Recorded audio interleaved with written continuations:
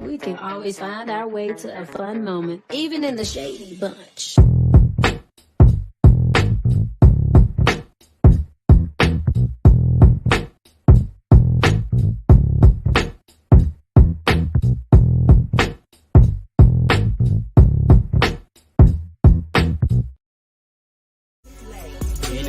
That's what they call me. I promise that you'll never be lonely. Be the fan, that's what they call me. What's good, everybody? What's happening, y'all? Y'all come on up in here, child. Y'all come on up in here. Come on in here. Come on in here. What's good, everybody? How y'all doing, child? Girl, I had a long night. But it wasn't bad, though. How y'all doing? What's T? If y'all have not followed the social media handles that y'all see up there in the corner, please make sure to go on ahead and follow those so that whenever I do a live or a review or tea talk or whatever, I always make it my business to post up there that I put it up. So y'all need to make it y'all damn business and go on ahead and follow the thing so that y'all will always know when I'm around. Good morning to everybody that's up in here. Good morning to everybody that's coming in. Y'all make sure to like the live on your way in. Thank you very much. It is greatly appreciated.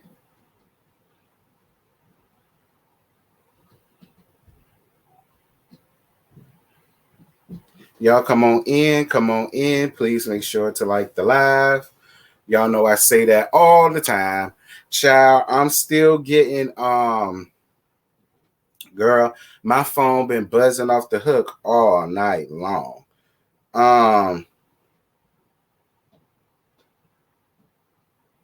All night long, child, about these comments, girl. Y'all come on up in here. Y'all come on up in here. Come in here. Y'all make sure to follow the social media handles. Child, I got my hot tea today because I'm fighting off this cough. Don't worry, I got my water because we gonna gag bitches. But I got my tea though.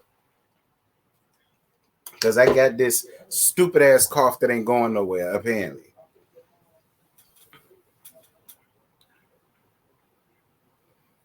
Hey y'all, hey to everybody that's coming up in here. How many people in here? I don't even know. 59 people. Appreciate all 59 people. Thank y'all for coming. I put the word out to everybody. So they'll get here whenever they get here, I guess. What's good? Y'all come on up in here. Hey, Danielle. Yeah, it has been a minute. How you doing?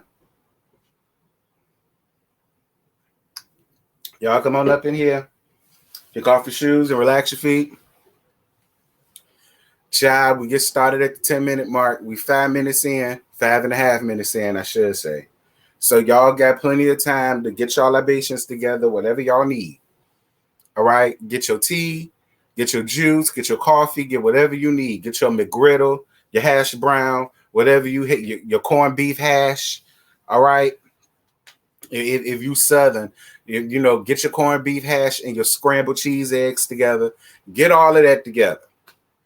Because we're going to have to talk about these Real Housewives because just come on up in here, child. We going to have grown people talk. We're going to have grown people talk. Because some of y'all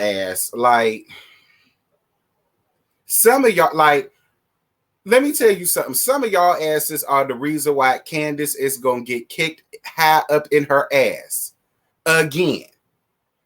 A lot of y'all are going to be the reason for it. I'm going to tell y'all that shit now. A lot of y'all going to be the reason for it. And when it happen again, I don't want to hear shit from none of you bitches. Because y'all don't seem to think that what she did wasn't okay. And all of that what she did was okay simply because it was Mia. And all of the rest of that fuck ass shit that y'all was sitting around there putting under my comments. Oh, bitch. Like I said, when she get her ass handed to her ass again, I can't wait to hear what y'all gonna come up with to try to explain away her behavior and why it had to go to the point that it had to go to when it could have just been deaded and over with. Because that's where I thought they was going with that. But we going to get to it when we get to it. Because like I said, when somebody dusts her ass off real good, I cannot wait to see what type of excuses that y'all going to come up for her ass then.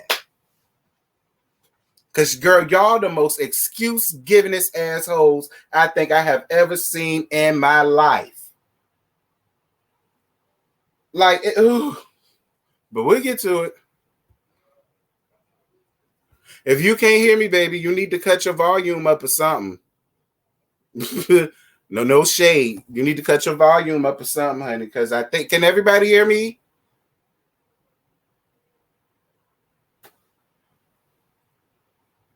Can y'all hear me?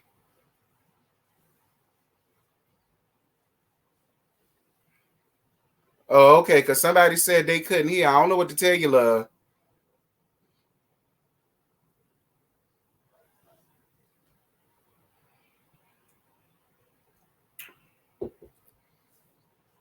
Don't get me wrong.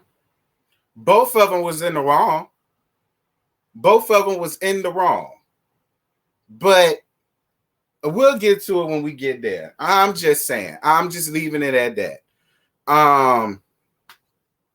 Girl, somebody listen. I don't know, child, but we're gonna get there when we get there. Thank you for the super chat. Yeah, CC Freak, when we get to it. Who is Crystal? Oh, I see her. Well, listen, I said everybody won't gonna get no range. I said that. I'm gonna do it only because she is a member. But I already said that. Nah.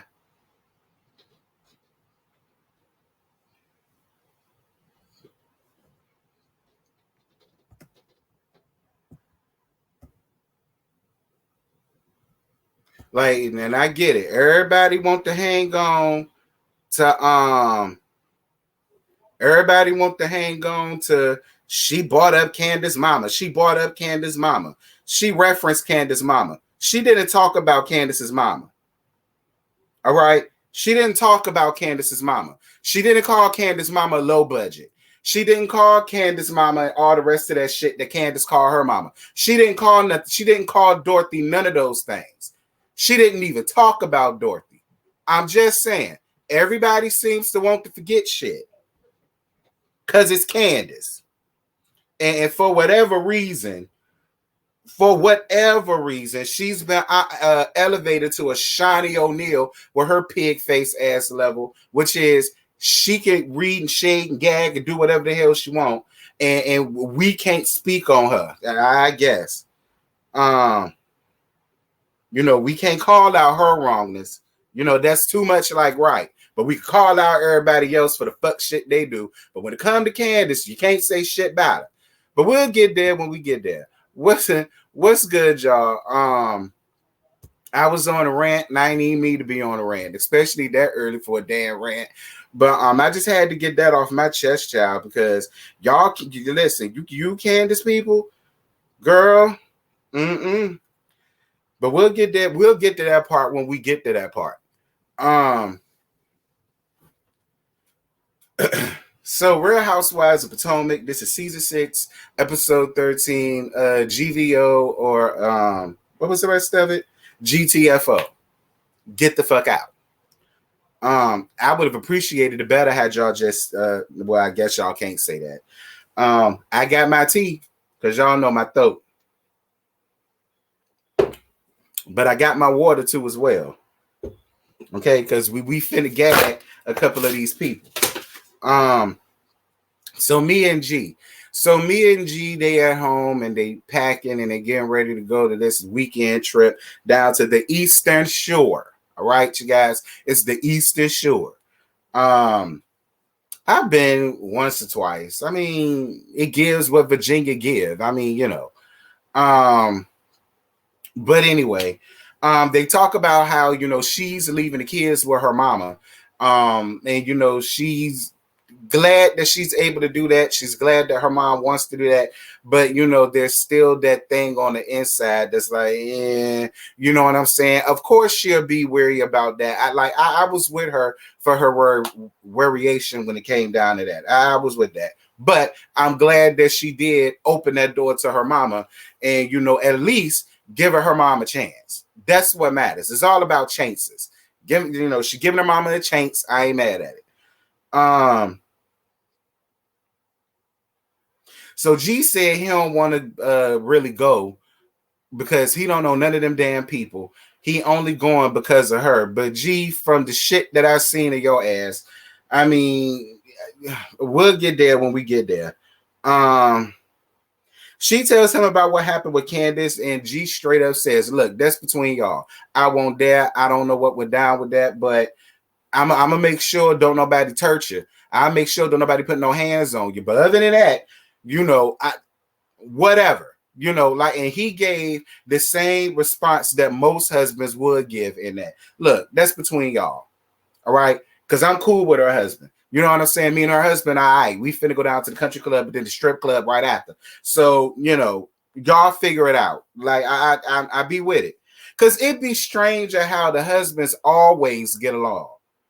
And can't none of these cackler hoes seem to get along with each other unless it's the person that they want to get along with. Like, I'll be understanding that. I'd much rather see the husbands at times. Can we get the Real House husbands of Atlanta or Potomac or something like that? I think the husbands would be a lot more interesting and a lot less stressful. Damn it. So Candace and Chris sitting in the backyard. Child, somebody put down in my comments that production is going to make it their business to constantly show any and every time Chris is drinking and when Chris is smoking a cigar. But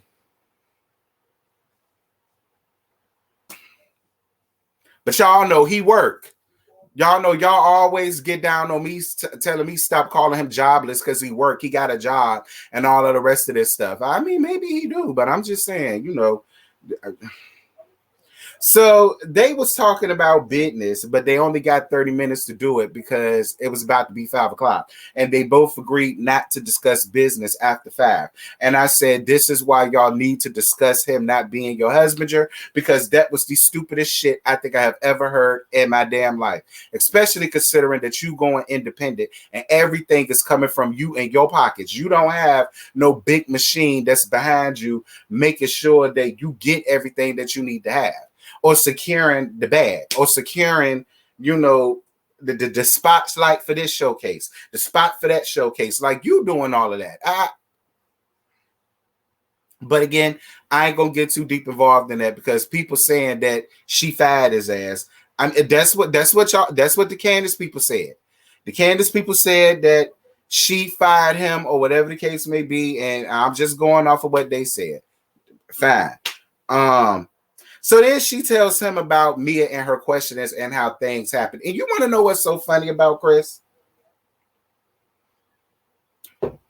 Chris don't mind taking up for his wife in public, but he sure don't mind getting her ass together in private. Because after she explained how everything went, and then Candace tops it off with, yeah, so, you know, things went left after that. And he says, oh, you don't say. Like that was so funny to me because I was like, I mean, if I was Chris, I would have said the same thing. I mean, well, you can't expect it to go no other way but where it went to once you call her mama low budget, Candace. I mean, like she talked about your video, you talked about her mama. Like I don't see where the punishment fit the crime. I'm just gonna be real. Like all of y'all love to sit up a cake for her ass. That's fine. Y'all got all rights to do that. Whatever. But that's why I'm glad I'm a fan and not a stan. See, stans will sit here and stand up and take up for this bitch, even though they know they wrong as two left shoes. A fan can still like somebody, but still call them out on they fuck shit and they fuckery. That's why I don't like stans. I would never want to be a stan to anybody because there's a lot of people that I like, but when they did something I didn't like, I'm going to call them out on it. That don't make me less of a fan because I'm calling you out on your wrongness. I ain't going to stand up for your ass when you wrong as hell. The fuck is that? I wouldn't do that to the people that I know personally. Why the hell would I do that with you? That's all I'm saying. But we'll get to it when we get to it. But I was down for Chris. Chris was like, oh, you don't say. I mean, what was he supposed to like? One more thing. So we see where Chris and Candace had a double date with Escala and her husband. What's the man's name? Is it Dre? I think it's Dre. Her husband Dre, right? Candace, listen. Please give Miss Ross back her damn wig, Candace. Candace, I don't know what's going on with you and these old matronly ass wigs that you've been rocking, but you've given me very much so Reese G, and that's very low budget. All right. That's low budget. All right. Like you run around here calling people hood rats and shit, but girl, that was a very much so hood rat ass wig that you had on. That was a hood rat at the girl. That's a hood rat from the 90s ass wig. If you ask me, that's one of them wig that them 90s hoes will wear down into the club with they short little red dress and they black stockings. Or they black leggings, because you know ladies wear stockings, hoes wear leggings, because you know it's easier. You ain't got to worry about stepping out of stuff and making a hole in it and all that stuff. Do you know what I'm saying? You could just throw your legs up, pull your panties to the side, and slide through. That was that type of wig that you had in your head, Candace. And the nerve of Chris to allow you to come outside looking like that. Couldn't have been my mom and my daddy, because my daddy would have been like, "You going where? With who? With that? I know you lying."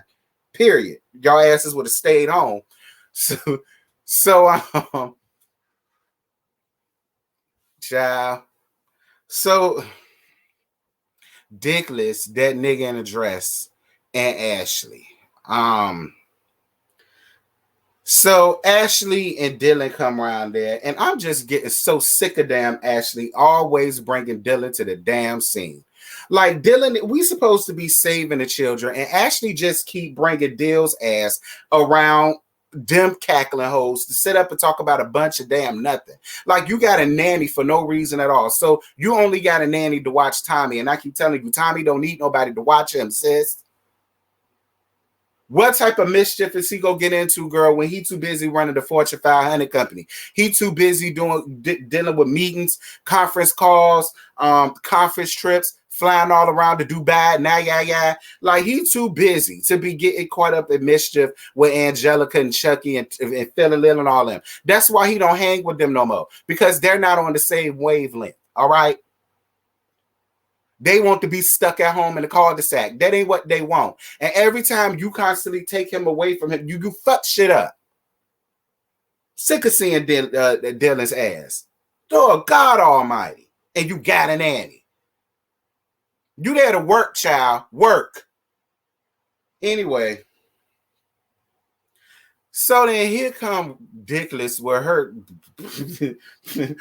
fuck nigga in a dress looking ass up here spewing out all of these lies, falsehoods, and fairy tales, talking about how she finna move into the new house in the next couple of months. But it goes back to what I said. Word around the salon seats is that Devil Dick left you and Cain and Abel's ass high and dry up in that damn house. That's very ordinary, to let me tell it. All right, Robin, you living in a very ordinary type of, girl, that's along the line of the houses me and my brother grew up in when we was younger. And my daddy owned a small business. Like,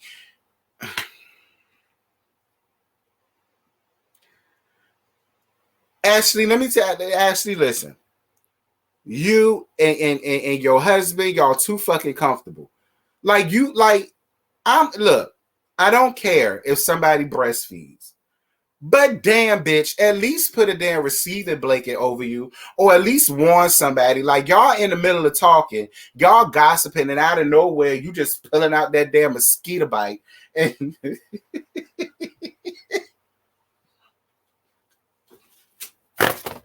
you just pulling out them damn mosquito bites. And like, it's just like it's like you didn't even care that the cameraman was there. Girl, what if Cain and Abel was running around out there some damn where, and they just so happy to come around there while you whipping out them damn popcorn kernels you call titties. Like, you just too comfortable. You too comfortable whipping out your titties. Michael too comfortable grabbing men by their bussies. Like, y'all just got too much going on around there. It's too much comfortability around there for me, and I ain't liking it. That's all I'm saying.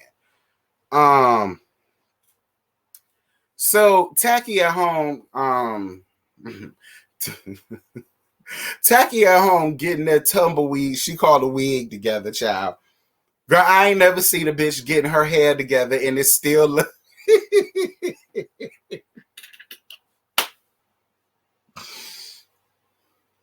Anyway, she letting that tight ass sissy do her damn hair because I don't like his ass either. And she sends Wendy a text talking about something she's not coming or have no interest in being down to her thing because it was very rude, or whatever the case may be. The invitation was very rude. But I'm sitting here like, Giselle, so was your invite to that tight ass event that you had down to that damn tent, down to that damn junkyard you call a damn house.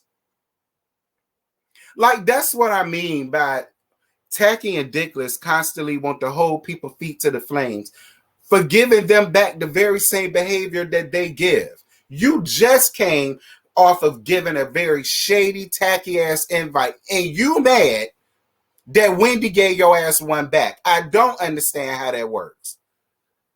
That's why your damn foot broke, because God don't like ugly and he ain't too fond of it. Like I keep telling you, girl, I hope that shit hurt your ass all night. I hope you break that hole again, heifer. So, Dickless says that Wendy was being an asshole. She can't be herself around her. She can't speak her mind, and she feels uncomfortable. Well, you know, Tacky, that's what I get when I look at you and Devil Dick, because I don't get husband and wife. I get brother and sister. Okay, I get kissing cousins. All right. I get, you know, I tried dick for the first time in my life, and it was his. And that's the only dick I ever want in my life, apparently. Because other than that, that bitch giving the dick, and she giving it to damn Tacky ass. Moving on. Because they won't even hear. We'll deal with them later. So Wendy and Eddie. So Wendy is at home packing for the weekend. She's very excited about hosting it. She says she sent the invite to everybody, including Giselle, but Giselle said that she wasn't coming. And she very much so said, listen, my event is going on whether your tacky, pathetic, tired ass is there or not. So you can either come if you wanna or don't if you wanna. It don't matter, bitch. The invite is there. If you come, fine. If you don't, fine. But you're not gonna sit up and say that I had something and I ain't invite you. You know. Like, I was down for Wendy and her attitude. I was. So Karen and Ray. God. So Karen and Ashley is leaving together apparently, and Ashley shows up. Now, Ashley, you did look very good. When you showed up, Ashley, you did. You look snatched. I will say, Ashley, you look snatched. I'm not gonna lie to you. You look snatched. All right, you did. You did. You didn't look like what you was complaining about in the other damn episodes. You look good, Ashley. You know, I don't mind giving it to you when I need to give it to you. So Ray made it very clear that he ain't coming dealing with them batches at all. All right. He coming the next day, so he ain't necessarily really got to stay. And if he do stay, it's only for one night. If only for one night. I get it. So when Ashley comes, Ashley brings this big blowout ass portrait of her, Michael, and the two boss babies. And I'm totally confused as to why. Like, Ashley act like she finna be gone for months on end. Ashley act like she finna do a tour and like she finna do a tour in Africa or something. Like she acting like she finna get drafted or some shit like that. I'm like, bitch, you gone for the weekend.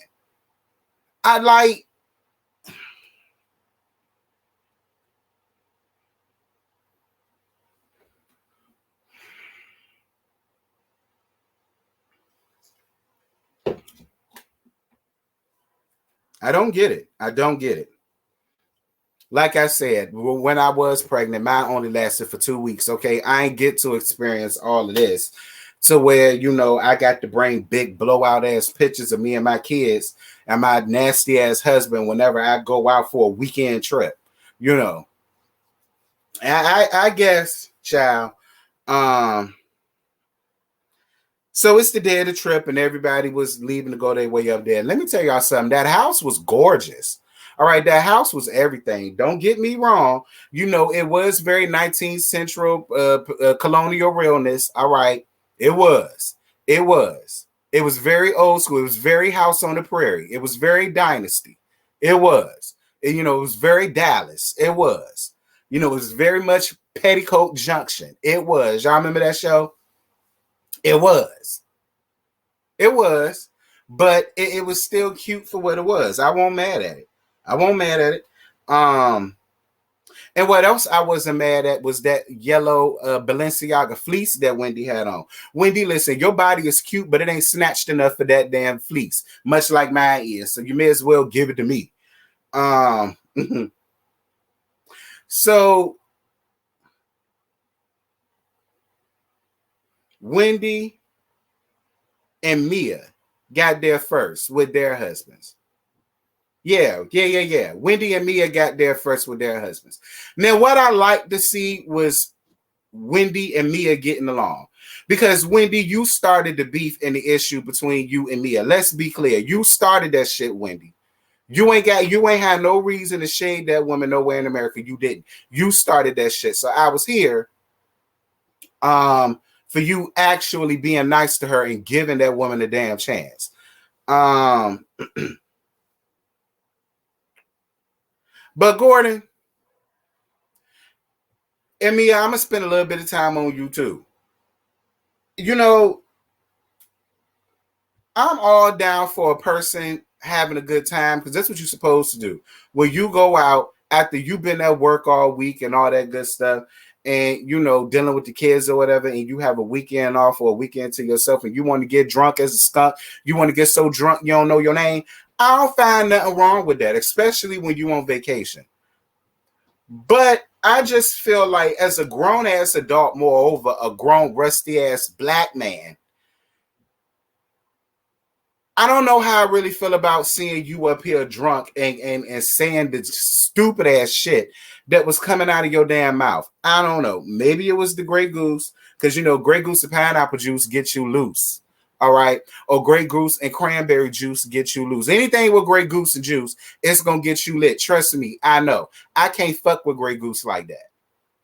I can't. That's why I'm a Hennessy kind of girl. That's why I'm a Remy kind of girl. You know, every now and again, you'll see me with a bottle of tequila or a bottle of gin. That's about as far as I go. And then when it comes to vodka, if I am going to have it, I'd rather have some Absolute or some Tito's, because those are the only two things that ain't going to make me get like how that goose had you. Like, it like, at first it was funny. And I said, you know what, G's a good time when he's, you know, letting loose and not being so tight. But then it just got creepy. Like, child, don't nobody want to know about you.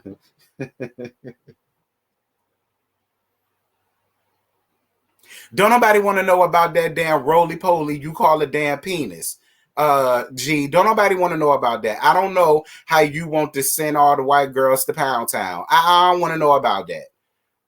I don't want to hear about your penis. I don't want to hear nothing about that.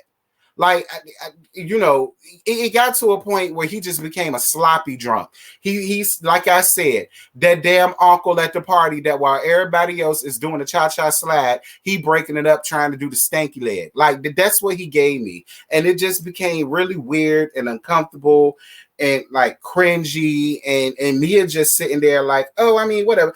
But again, I'm gonna tell you something. The reason why Mia didn't say nothing and is allowing Mia to do and is allowing G to do what he's doing is because it goes back to what I said before. He gave her her lifestyle.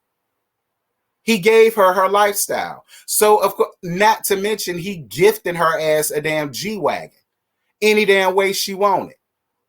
That's why Mia is just allowing him to be the sloppy ass, old greasy ass man that he is, and she not saying nothing about it because he gave her her lifestyle. And if you come from being a stripper to not having much to now you have the comforts of every damn thing you want and then some, you'll be surprised at the type of shit that you will put up with that you normally wouldn't. I'm just saying. That's why it's always important for anybody, not just a woman, men too, to get up, get out, and get your damn own. Because see how Mia been grown to have her own and do her own things and run her own company and run this and run that. Do y'all really think she would have been laid up or being married to a nigga like G? Hell no. Hell no. A woman that knows who she is and what she got, and whatever the fuck he could buy her, she could buy her damn self, wouldn't even put herself in a predicament to deal with that. But see, Mia is just going to deal with it because, again, her life literally depends on it. Period.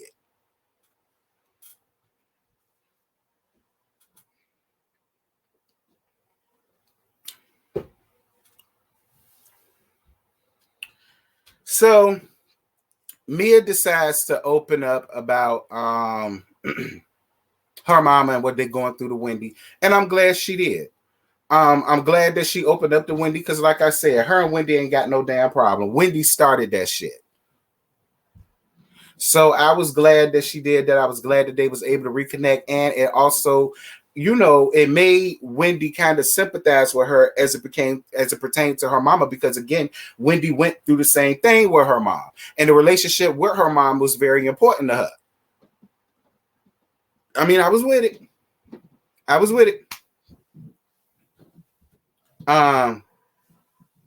G is not a perv only when he's drunk. When he's sober, he's good. Girl, that's even worse. I don't want to be around him and I'm drinking and I'm jugging. And then I got his old tired ass trying to inch up his damn inchworm all up on the small of my back. No God. Now, see, if it was Devil Dick or somebody, I mean, I wouldn't have mind. You understand? If it was Devil Dick, you know, if it was Ralph, Drew's husband, you know what I'm saying? If it was Miss Todd, you know what I mean, on the small of my back, I wouldn't have nothing to say. But girl, child, that's a whole Portia and Simon situation all over again. I'm not even getting on that. Because y'all always suck me in. You're not getting me this time. We leaving that alone. So Karen and Ashley are still on their way. They in the car and whatnot. And she says that she's giving everybody an invite to her vow renewal, including Giselle. She says, because, you know, I want Giselle to know that I'm trying to do the best I can to keep my end of the deal. Karen, like I said, you's a dumb bitch for offering her simple tight ass an apology, and you damn sure dumb to invite that bitch down to your damn vow renewal. I'm just saying, like, just because you made up with her don't mean that she got to be invited to every damn thing, and just because you made up with her don't mean that you got to be that bitch friend. You better than me, Karen. I wouldn't invite the shit. You shit me. But whatever, Karen, I guess. So while they were speaking about them, they segued to them two tight ass heifers. One of them still limping around on that broke ass feet that I hope she break again. Quiet as it's kept, I hope she break the other one. You old simple bitch. Yeah, I said it. Get mad with me. I don't like her. If Candace can get away with her rude, nasty ass mouth, why can't I? Thank you for your super chat, Dominique. Mwah, mwah, mwah. At work, kind of work is showing love because I love hearing you go in a half. XOXO. Thank you, baby. I appreciate you. Anybody else like the super chat? Cash App, PayPal? Go ahead, y'all. And Dickless, that fuck nigga in the dress is at home clipping Cain and Abel's toenails, probably because they threatened her ass to do it. Because like I said, y'all know Cain killed Abel, but in this instance, I really think they got their ass set on their mama, and I really don't blame them. Like, I know they be sitting around there. I know them and Grace and all of them be like, our mamas are just such birds. I know they be looking at them like, you such a damn bird. Like, I'm telling you, I know Cain and Abel sitting around there like, I really hope I find a sap like my damn mama. Because obviously, she'll put up with any damn thing. Because that's what you teaching them. That's what you showing them. Don't get mad with me. I said it.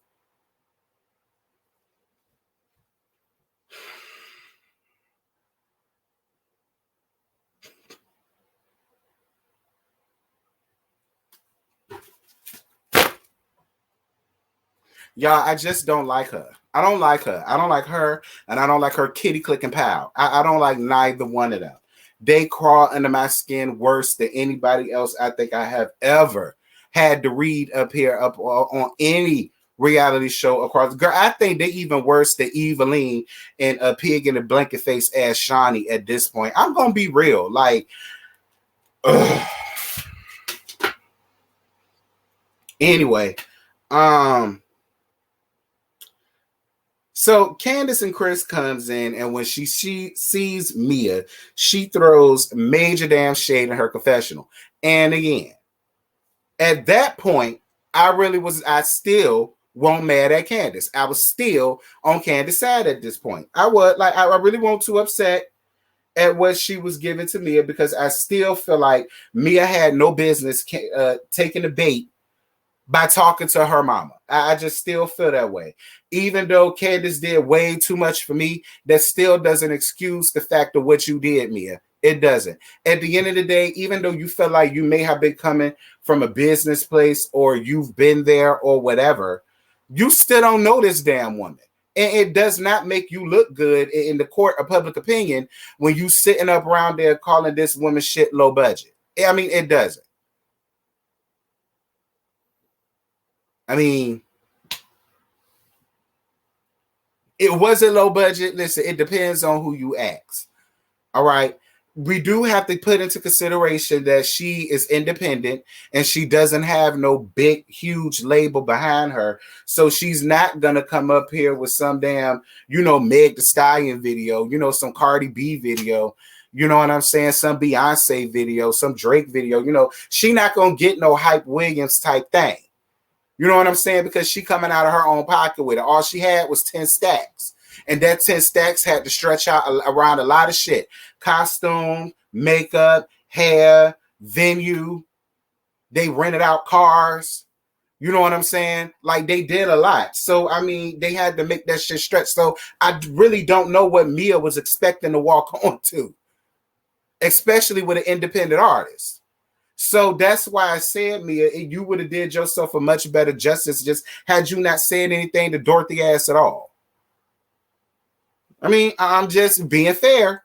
I'm just being fair. But Candace, you still took away too far. We'll get there. And then I started talking about Gordon ass again, how Gordon did way too much. Like, he was licking his tongue out at Karen and Ashley and all that shit. And it's just like, and once again, Mia just sat there and said nothing because, again, that man gave her her life. And she's just like, whatever it is that he do, that's what he do. Even if it does bother her, she not going to say shit. It is what it is. Very insecure. But then again, most of y'all hoes insecure up there. Let's be clear. Robin, Giselle, Wendy, Ashley. Most of y'all damn insecure in one way, shape, form, or fashion. Especially you, Candace. You sitting up here trying to call out this woman insecurity. Don't act like you ain't got none of your own. You do. A lot. Talk about somebody need to go and lay on the couch when, girl, your mama a whole damn therapist. And the way you walking around here thinking at your damn age. So Escale, Candace, and Wendy talk about the way Gord was acting. And I was on their side. I was not mad that they felt uncomfortable because I would have felt uncomfortable too. Especially around people that you don't know. Like, and that's another thing that confused me about him, because for you to say you don't know them, why would you get pissy, sloppy ass drunk like that? I don't get drunk like that, especially around people that I don't know. Now, you may see me with a cup in my hand, but I guarantee you I will have that same damn cup for the whole damn night. I'm not about to be sitting up here drunken and jugging around folks that I don't know like that. I mean, I'm just saying.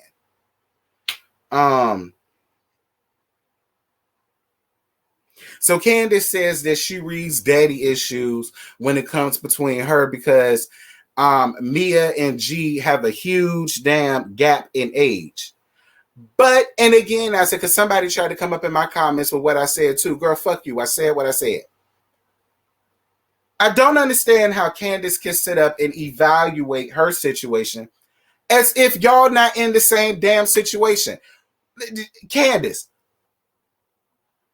whether or not Chris is older than you in double digits or older than you by 3, 4, 5 years, fine. I give you 4, 5 years.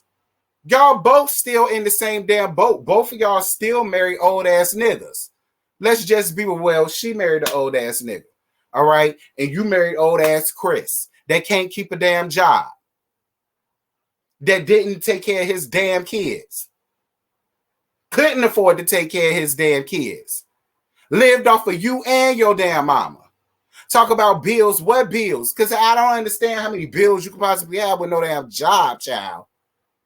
I mean, I'm just saying, Candace, like, I just really did, like, yeah, you 8 years older than this man, Candace. By some people's standards, they could say the same damn thing about you. You must be going through some daddy issues, girl. You 8 years younger than this damn man. He already old. He already got one leg. It depends, girl. See, that man is 79. That's totally different. No, it's not. No, it's not. Both of them are dating older men. No, it's not. There's no difference in it. There's no difference in it. Candace is 34. 34 plus 8 is what? By most people's standards, she's dating an older damn man that's probably old enough to be her damn daddy at this point. Daughter at this damn point. What you talking about? Had she carried her ass down to the Kojic church, they would have looked at her up and down. Like this damn Jezebel, she couldn't find a man her own damn age. Y'all stop acting like that. Y'all know she carried her ass down to your grandma church. Everybody gonna be eyeing her ass up and down. Oh, well, she must be broke. She must ain't got nothing. He must be taking care of her any 2 times she can't find nobody her own age. Or she must be a sugar baby. She must be a sex slave. Because he can't find nobody his damn age. He had to go rob the cradle. Y'all stop acting like that. It ain't no damn difference. Both of y'all dating older dudes. That's the point here. Both of y'all dating older men. And both of y'all married older men for y'all own damn reasons. Talk about something. It's a difference. No, the hell it ain't. So, so this is the part where Candace lost me. Because when they came in and Wendy invited her to come in because they was talking about her and the situation, and then she explained why she felt the way she felt. She explained the situation between her and her mom. And then they talk about what happened down at the video shoot. Now, what I will say that Mia does that I do hate is that she constantly wants to bring up the fact that you're a boss. Mia, no, you not. Mia, no, you're not. Bosses worked for what they got from the ground up. Girl, you laid down on your back, spreaded your legs, and let Gordon old tired ass skeet all up into that damn 1,000-piece jigsaw puzzle you call a pussy. Nut it all up in you, girl, and you secured your bag. You secured this business that he's allowing you to run while the cameras is on. So that's the reason why people feel the way they feel when you get up here talking about you a boss, you this, you that. Like, girl, no, you not. And if you was a boss, bosses don't move in the way that you do. Anyway, so in the middle of all of that, you know, she trying to explain away what it was that she said or whatever the case may be. But Candace, I'm going to be real with you too. Your mama started all this shit. So I kind of feel like the same damn energy that you have for her, I really wish you would have had for your damn mama. Because I don't understand how you allowed your mama to walk away scot-free for sitting up here asking all of the people that you work with, not even asking, for sitting up here just telling everybody, throwing disrespectful darts and nuggets up in there and all that shit. Like, your mama started, listen, look, your mama laid the foundation that had the window of opportunity for Mia to climb right on through it. Your mama did that. Just saying, no shade. Da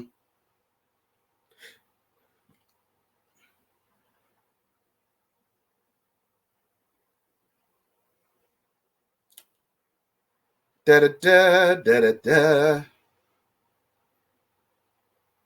So then, in the middle of them talking, Candace throws the first dags and darts with the whole low budget thing, talking about her mama and calling her a hoe and all of the rest of this shit. And for the most part, Mia was paying it. I think Mia was paying it because Mia don't know how to read.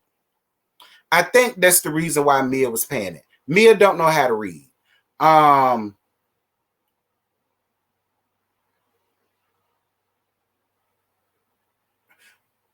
We'll get there when we get there. So Karen and Ashley finally make it, or whatever the case may be.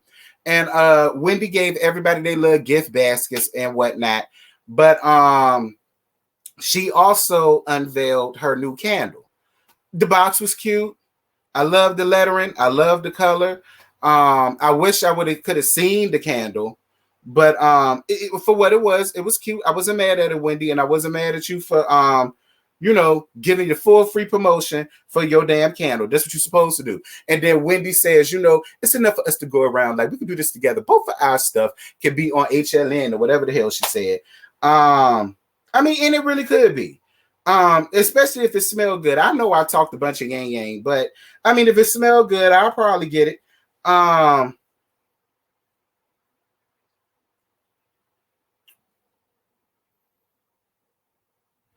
Wendy is assigning rooms, and Candace got picked last. For me, I'm not mad at that. All right, I'm really not mad at her, picking them last, because Candace, let's be clear, you picked Tacky, Dickless, and Mia, a bitch that you didn't even know like that, to be in the main house, and you put her ass in the cottage with the rest of them. And Wendy was your friend. So I'm not all the way mad at, I ain't mad at Wendy for giving you a small little petty moment. I'm really not. I'm not mad at Wendy for giving you a small little petty moment. I'm not mad at that at all. You might be, but I'm not mad at that at all.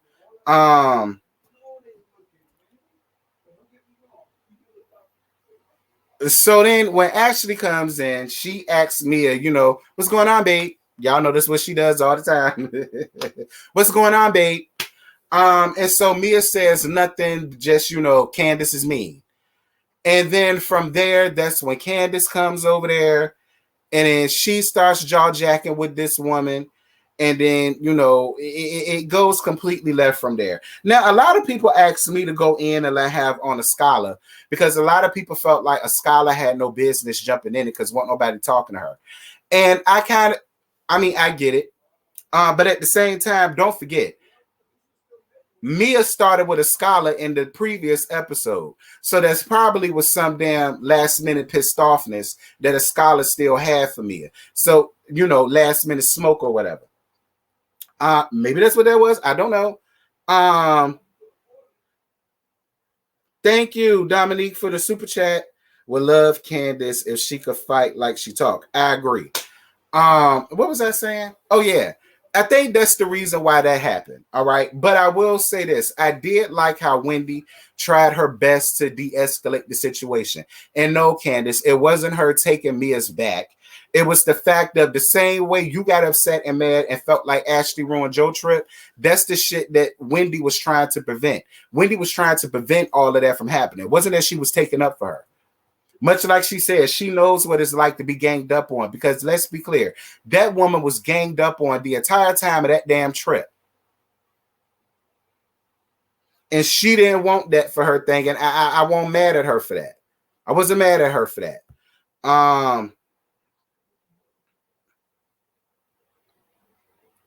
Girl, did we get down to this? Listen, Lord, I say it all the time.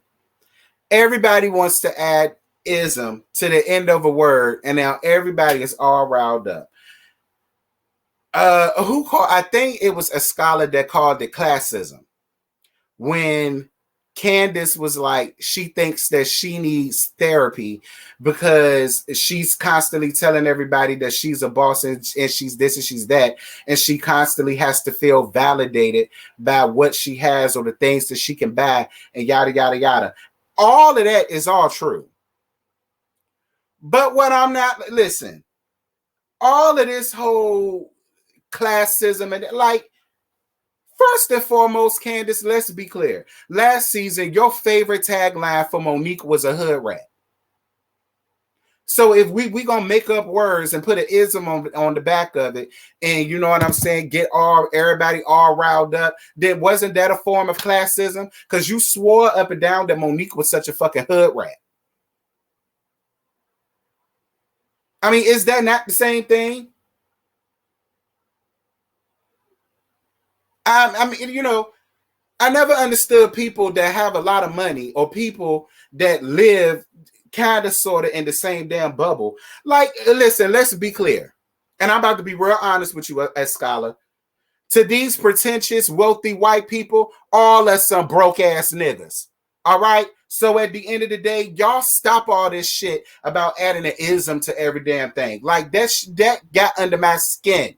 Like, girl, all of y'all some broke bitches to white people. I'm not understanding why y'all sitting around here doing this shit to each other. Like,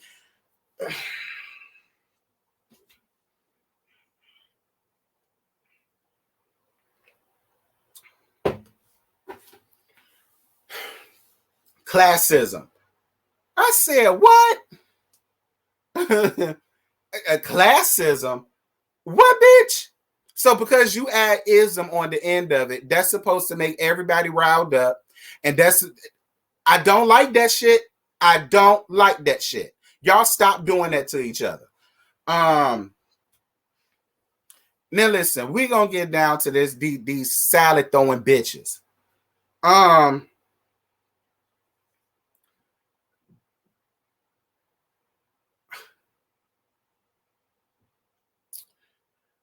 I will say this. Both of these people were wrong. Both of them. They both was wrong.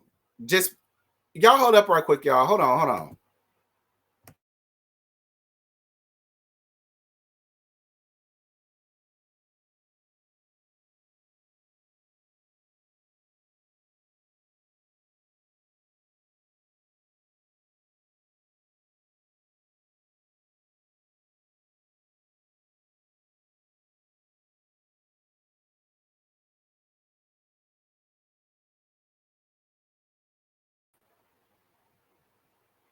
All right, my bad, y'all.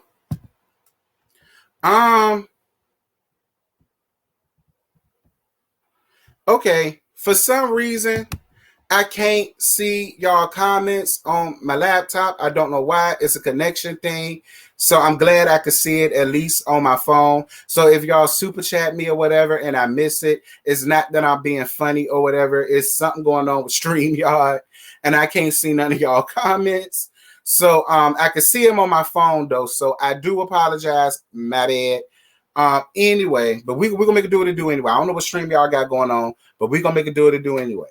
As it pertains to this fight, both of these women were in the wrong, but Candace, I'm gonna be real with you, and this is why I said these you Candace stands gonna get really upset with me. Hey Scotty, you Candace stands is really gonna get upset with me, and I don't give a fuck. Y'all make sure to like up this video, child. Is hold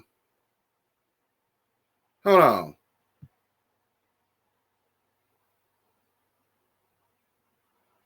It say it's 258 of y'all up in here, child. Y'all need to get these likes up, honey. I mean, I don't know. Yeah, they say it's 259 of y'all up in here, girl. Y'all get these likes up, honey. It's that many of y'all in here and only 122 likes. I know y'all lying. Anyway, both of them women were wrong, like I said. But Candace, here's where you Candace hoes is gonna get mad. I don't care. Candace, this is the second time where you had an opportunity to de-escalate a situation and you chose the latter. Because, and don't get me wrong, I don't like Mia. I don't like Mia at all. At all. But, like, it's one thing to throw regular yang around the house reads that you would give to anybody. It's a whole nother thing to just be a nasty, callous asshole. And it seems like that's where Candace always seems to go. She starts off reading. I wasn't mad at the reads that she was giving Mia. I felt like Mia deserved it. Fine. Go on ahead and go to it. And especially because now you already know the situation between her and her mama, and you nasty in your fucking spirit, and you gonna sit up there and say, that's why you got the issues with your mama because of da-da-da-da-da. Yeah, so go upstairs and cry about it. And I'm like, the same way that you ran off and had to get on pills, potions, 3M sticky notes, had to go see a damn therapist, like, bitch, you got your ass whooped on episode, 9, 10? Bitch, you cried about that shit all the way through the third part of the damn reunion. Like, so I'm not understanding how you gonna look at somebody in their face and try to tell them to go upstairs and cry about it. Like, and my thing is, when we said that about Candace, you bitches had a problem with that. I don't understand it. And another thing that you Candace hoes do that I absolutely hate is that y'all love to sit up a grandstand and try to act like y'all ain't never been in a predicament or a situation where you had to get out of line and where you had to check a bitch. Had Candace said half of that nasty ass shit that she said to Mia, to y'all would have dove on Candace. And like I said in my review, you's a lying bitch if you gonna sit up in my face and tell me how that woman walked up in your face and said half of what she, that's only what we saw. Lord only knows what she said to that woman once the camera stopped going. It's like, I was cool with the read, but then it got excessive. And then it got to the point where you had Wendy, Karen, and Ashley saying, Candace, you taking it way too far. Way too far. Like we was here for you being upset. You had the right to be upset. But at this point, way too far. Then another thing. You know, everybody says that Mia flicked Candace's hair. Which is very reminiscent of what Monique did to her ass last season. Monique flicked her damn hair. Now, about this whole thing about her having hands in your face. Get hands out your face. Get hands out your face. Again, Candace, that's the same shit you did to Monique last season when Monique told you to get your damn hands out your face. And you know what you did? What you gonna do? What you gonna do? Are you gonna drag me? Are you gonna drag me? I mean,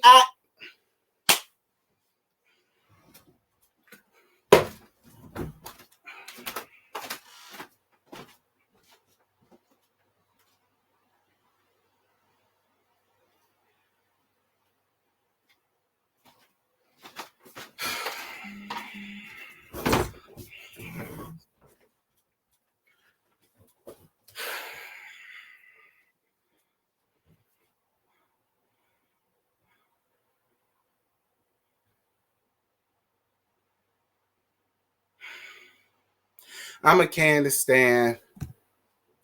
I'm a Candace stan, ho. Okay. I love her mouth. Would have popped her, but Mia dissed her baby project. Child, I guess. And that's another thing that y'all doing that I'm not liking. Y'all keep bringing up the fact that Mia started all of this by conversating with her mama. Again, for the umpteenth time, Mia went up to her mama and said, "How you doing? My name is Mia, blah, blah, blah. How do you feel about her husband being a manager? Because, you know, is he getting paid for this? Because I'm in the business and blah, blah, blah." Now, that was wrong. All right. No matter how she said it, it was wrong. Here go Candace. Your mama low budget. Your mama this. Your mama that. That's why you ain't got no relationship with your mama. And then go upstairs and cry.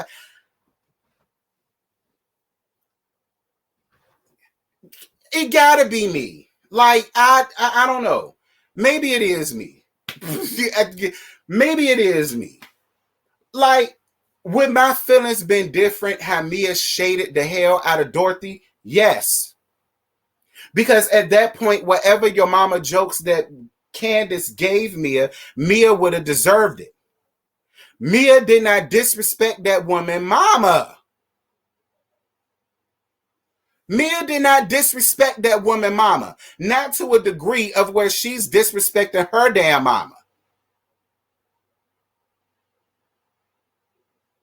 Like, I don't know what y'all don't get about that. Y'all love to bring up, she brought up her mama. And did she call her mama lowbrow, low budget, low this, low that? Did she call her all type of hoes? Did she call her all type of druggies? Did she call her any of that? No. No. Mia went up and introduced herself and put her nose up in that woman's finances. That was wrong. We've all said that. Like, it's one thing. It's like I said, it's one thing to throw ordinary yang around the house shade, whatever. But it just seemed like Candace is the type of person where you got to beat the shit out of her in order to make her shut the fuck up. Like, I can't wait to see how y'all are gonna try to sway me on how she gonna do in the next episode down to the restaurant with Ashley, where she takes off yet again to a point where her husband couldn't even control her.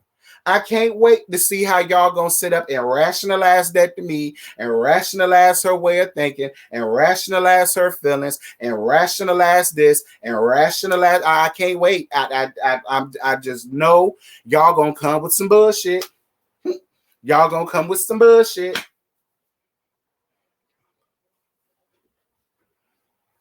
Like, what bothers me about Candace is, Candace, you gave Mia all that energy for absolutely nothing. Because all that shit you gave did not match what Mia did to you. Let's be clear. But what I don't get, though, you got all of this smoke for Mia and none for Tacky and Dickless, that fuck nigga in a dress. I don't understand how you run...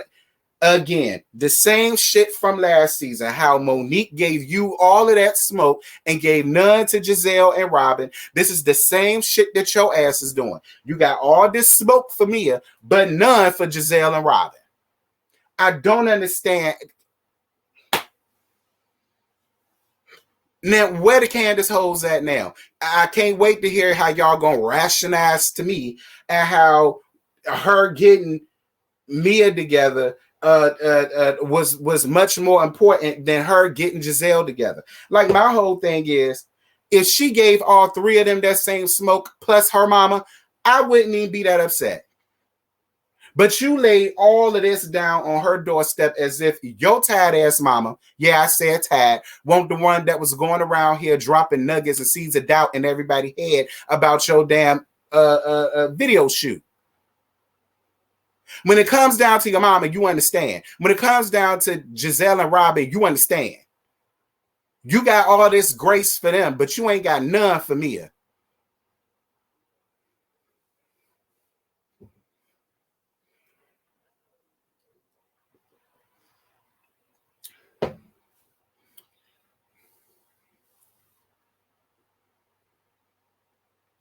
I mean, I'm just saying, thank you for the super chat. I mean, the cash chat. Yes, thank you, Dr. J.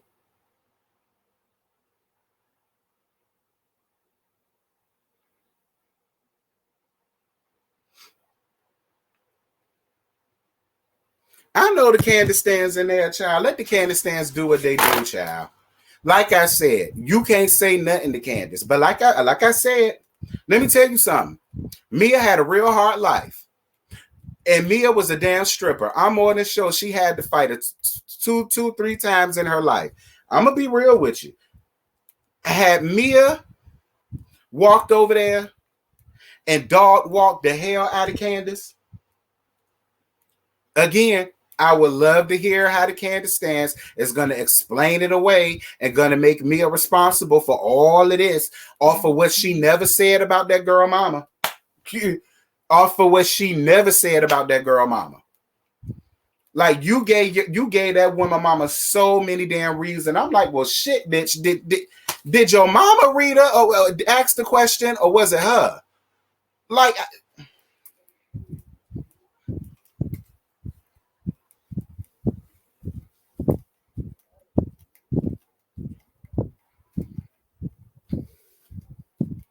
I mean, I'm just saying, I don't get how, once again, Giselle and Robin gets off scot-free, unscathed for the shit that they also participated in. You had absolutely none for them, and I don't get it.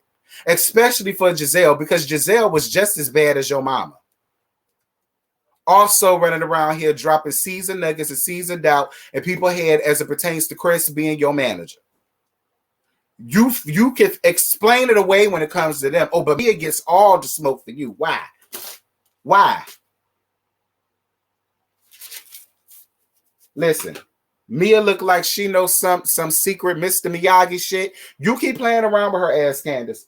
You keep playing around. Candace, I told your ass last season, your ass gonna pay for your mouth. I still feel the same way this season. Your ass is gonna pay for that mouth. You gonna pay, girl. You gonna pay. See, that's why I'm so glad I didn't grow up with a silver spoon in my mouth. I'm so glad I didn't grow up living in some fancy mansion, some swingy ass. Like, we didn't grow up rich, but we grew up we had a very good upbringing growing up. I was able to get what I want, go wherever I want. We lived in a nice cul-de-sac area. I went to good schools, like, you know, but it wasn't on no rich level like Mia. I mean, like Candace. Because the way Candace views the world, I'm surprised. Listen, I refuse to believe that's the first fight Candace ever been in, because her mouth is just way too much. And Candace seems to think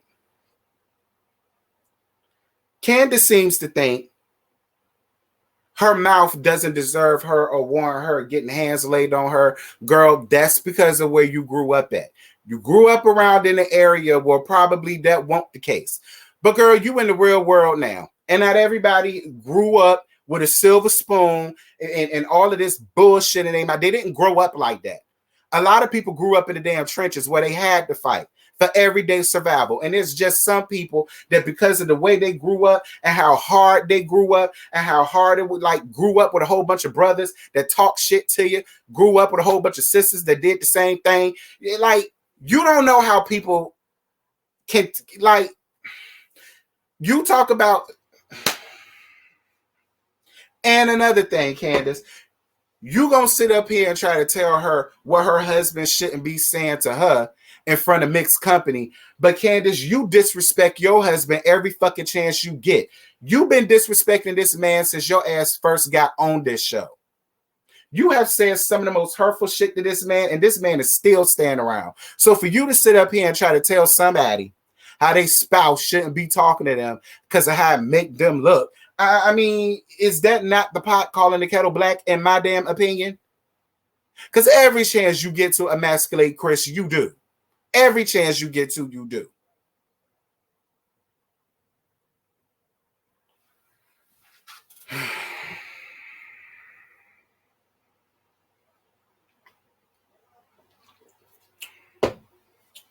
Is that all for the housewives? Let me see. Is that all I got for Candace and Mia and Tacky and Dickless? I think so. Yeah, I think so. I'm gonna save the rest for next week. All right, because I've been on this thing for a whole damn hour. Listen, Real Housewives of Salt Lake City is not gonna be long. I heard some people saying that the episode was good. To me, it fell flat. It was a little. Excuse me. To me, it fell flat. It was boring to me. Just a smidgen. Like I said, no shade to none of them around there that I like, but I was bored. I'm just gonna be real. So hold on. Because I do this every time. I keep forgetting to change the damn venues, girl. This is a venue change. So this is Real Housewives of Salt Lake City, season 2, episode 4 of Friendship Roulette. Like I said, the episode was a little flat for me. I understand people got in the comments, and there's obviously mixed feelings about last night's episode, but to me, it fell flat. Just being honest.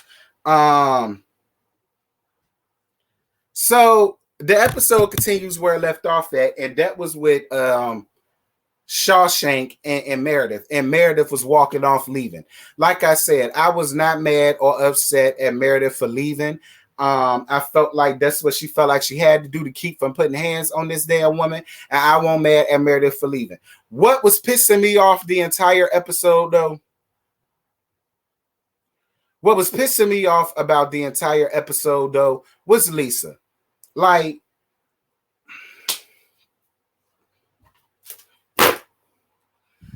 you know, what bothers me about Lisa is I don't understand why she wants to cape so hard for a known embezzler that's finna go down for 20 years. Like you just insistent on attaching yourself to this thieving ass heifer, and I don't understand why. Like, you that desperate and hard up for friends that you like. She irks my soul, especially when it comes to her and Whitney. I really think she want to fuck Whitney, and she mad that Whitney probably don't get down like that. See, I think she felt like she did because Whitney is freaky, and Whitney said, bitch, I'm freaky, but I ain't that damn freaky. And I really think that's what is going on here, because that's what it's giving me. It's giving me very much so you thought that you was going to get her. She said, nah, girl. All right, we finna be fighting because I ain't dyking. And you got upset and you got mad. And that's why ever since then, you don't see it for her ass. That's what I think.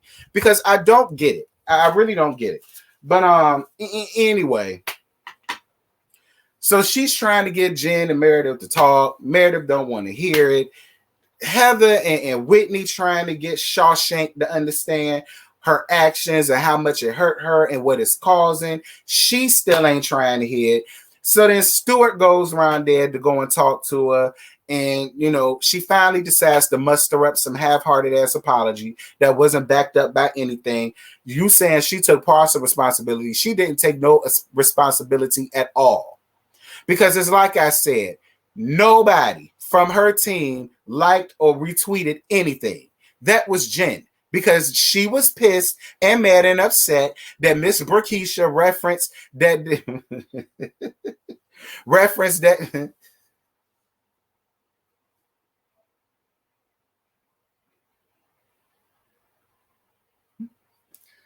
she got upset because Miss Burkeisha referenced her vagina. Okay, because Lord knows what I was about to call it was gonna ruffle some feathers. I ain't even got no time. Ain't that serious? But that's why she did that shit. She lying. Point blank, period. She lying. But she offered you an apology. Now, what I didn't get either, Meredith, is how you accepted the apology, but get up under your comments and say, how can you really expect someone's apology to be true when they've apologized before and still did the same things? Again, Meredith, why did you accept the apology? Just because a bitch apologized to you don't mean that you have to accept the apology. You don't. You ain't got to accept the apology. I'm just saying. But we're going to move on because it ain't much. So Lisa goes to her friend house, Sarah Jean and Angie. And Angie invites her to a little charity casino event for the LGBTQ plus community because one of her cheering is transgender. Excuse me, because one of her cheering transgender, that's her friend. She wanted her there. So then the topic of Whitney comes up because apparently Whitney and Angie were already friends, but then they found out that they was related, that they're cousins.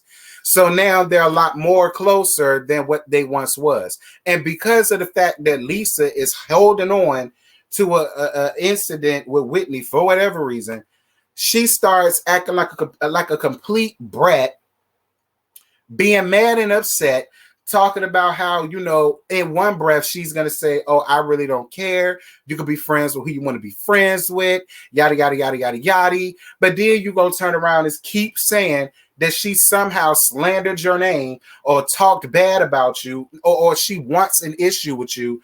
And I'm sitting here like, they called you out about the way you was acting last season. You was acting very bourgeois. You was acting very bougie. You was acting very catty, very childlike. You was. And the women called you out on it. I didn't understand why you still holding on to that. That was their experience of you. You gave them that experience of you. So who are you more mad at? Her, them, or yourself? Because you seem to walk around here with this I'm perfect mentality. And I keep telling you, girl, you're not perfect. There's you carry a lot of imperfections. Like I said, let's start with that damn tarnished disco ball you called the damn dress. I hated it. I absolutely hated it. I hated it with every fiber of my being. I hated it. I might would have liked it better on a bitch with a damn figure. Girl, you shaped like a little damn boy from the front and the back. Like you can't be. Anyway, so Mary and Meredith. So like I said, they formed some damn crazy ass alliance with each other because of their dislike for Shawshank. I mean, I guess I'll let them have it. So you know, before Meredith comes, she's still trying to talk to RJ, and RJ is paying her ass dust. And I don't blame RJ. I wouldn't talk to your ass either. You got a whole misdemeanor charge up on this boy and all of the rest of that shit. I wouldn't talk to your ass either. Child, girl, go find Uncle Grandpa. Tell him to bring his old tired ass from Boca Raton and come back down to the quiet as his cat. Why don't you fly your old ass around there to Boca Raton and just get that old ass house to RJ? I think his taste will make it look a whole lot more better, newer, modern. Child. So then that's when Meredith comes over, and you know, Meredith was like, you know, I talked to Shawshank. She gave me an apology. She took partial responsibility. You know, we gonna see where it goes. This is the last time you said that the last time. I didn't care. I didn't care. I really didn't. I did not care. Moving on. I said this episode really didn't give me much, y'all. It didn't. So Whitney goes to hang out with Angie. And listen. So Angie tells Whitney about, because remember I told you guys, she told Lisa about the charity event, and the people that was catering the event was friends of Lisa's. Okay. So when she invited Whitney out to eat, Whitney came. She showed her a text message that she got from the caterer, basically saying that one of Lisa's assistants called and canceled them for the party. So because of which, they ain't gonna have no food for the party. And Whitney seems to think that was Lisa's doing, because Lisa can't accept the fact of this woman being friends with Whitney. And what's funny is Angie even brought up that there were other people, not Whitney, other people that shared the same damn sentiments that Whitney did, that Lisa was behind that shit. Now, in my opinion, I would love to say that that Lisa wouldn't do nothing like that, but Lisa did that shit. Lisa did that shit because she showed her slip at the end of this episode, and we'll get to it when we get there. So the charity, the casino charity, whatever they wanted to call it, Jeannie looked amazing. Jeannie is a bad bitch. Y'all can say whatever y'all want about Jeannie, but I live for Jeannie. Jeannie is a bad bitch. That dress she had on was everything. I was all down for Jeannie. So while Whitney and Jeannie was sitting around there talking to each other, you know, shooting the breeze or whatever, that's when Lisa and her damn tarnished disco ball that she called a dress come trolloping up in there. And she sees Jeannie and goes straight to Jeannie, hug her, talks to her. She didn't say a damn thing to Whitney. And I'm just confused. Like, I still don't. Whatever. Whatever. I will say this though, Whitney. Whitney, you gave Lisa too much power. Because if a bitch come in and don't speak to me, I would do the same. I would act like that hoe ain't even there. I wouldn't have said nothing to her. I wouldn't have tried to talk to her. I wouldn't have did nothing until it be quiet as it's kept. I would have been mega petty and stepped on that bitch foot on my way walking past her ass. That's what I would have did. Since you want to act like you don't see me. You may not see me, but you're going to feel me in a minute when I wedge this damn stiletto heel up on that big toe. You're going to see me then, bitch. That's what I would have did. Girl, because y'all know I'm made petty like that. So in the middle of them making a speech or a toast and explaining what everybody is there for, someone there gave the charity $1 million. And I said, well, sir, I got a charity over here. It's called I'm Broke, Living on a Fixed Income around this high-ass, expensive-ass place that I done fucked around and got up into. And so my charity is the Broke Nigga Charity. All right? Can you go on ahead and give me like a meal? You could throw in another one. For good, so you know, I mean, you may as well since you just giving away millions. I mean, so Shawshank come in giving prison trade realness because that's what her ass gonna give in a minute, and Coach Shaw shows up looking very dapper. Y'all know I love me a black chocolate man in a suit. Y'all know I live for Coach Shaw. I really do.